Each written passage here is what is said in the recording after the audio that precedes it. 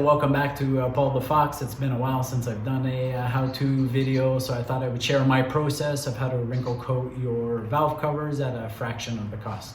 So the valve covers I'm going to use today, they've actually already been done with the process that I'm going to show you, but they got a little scuffed up when the motor got pulled.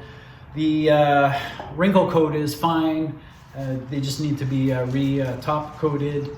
I can still show you the process. I got a lot of pictures I'm going to pull into the video. I have all the materials that I used here on the table, and I'm going to break down the steps one at a time for you. So step number one for me, and probably one of the most important, is simply putting on a pair of rubber gloves. Our hands and fingers have a lot of natural oil, so we want to avoid transferring those oils to the parts that we're handling, because that primer and paint is not going to stick as good. Once we got our gloves on, now we're going to start preparing the parts that we're going to spray, and we want to remove any dirt and oil that is already on there. The way I did these was I essentially gave them a bath. I put them in the laundry tub. I filled it up with some water, used some dish soap, and with the gray Scotch pad, I scuffed them down. The gray Scotch pad is a fine finish, and it really helps lift the oil off the surface and works really well. So you got to try that. Once you're done scrubbing them, now you got to rinse them off and dry them. If you have an air compressor, you can simply blow them off. If not, you can just towel dry them. That'll work just fine. Now that our valve covers are nice and clean, we're ready for step two, which is we want to scuff them up a little bit to give the primer something to grab onto. So the easiest way of doing that is just use some Scotch pads. I used three. The brown one being, I started first, being the coarse, purple being a medium grit, and finished up with the gray Scotch pad as the fine finish. That's just going to help prepare the valve cover for the next step, which is the primer. Now that all the prep work is done, we're going to get into the fun stuff, which is actually spraying, and that leads us to step three. We're going to prime the valve covers. I really like using this duplicolor sandable primer. It works really well. I've used it a bunch of times in the past, and I'm super happy with it.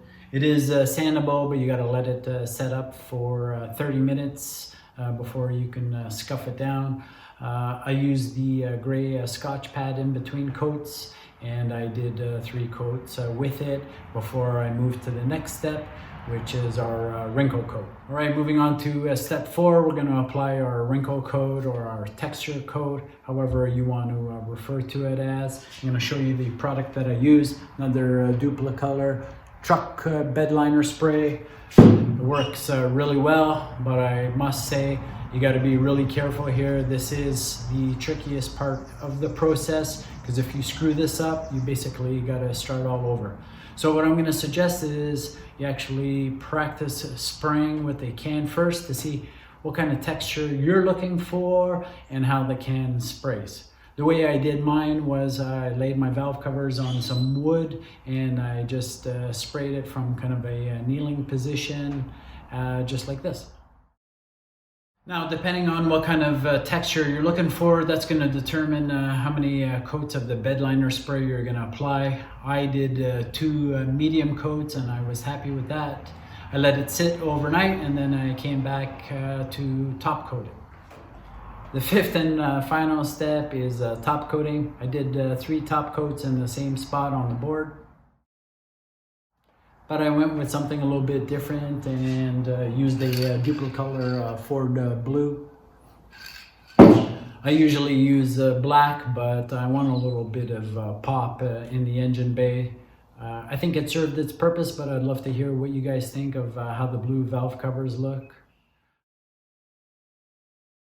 So we're all done, and to wrap things up, this is going to cost you about $40 to get it done yourself. That's much better than what I got quoted, which was $300. Otherwise, you guys know what to do. Give the video a like, drop in a comment, smash the subscribe button, and of course, thanks for watching.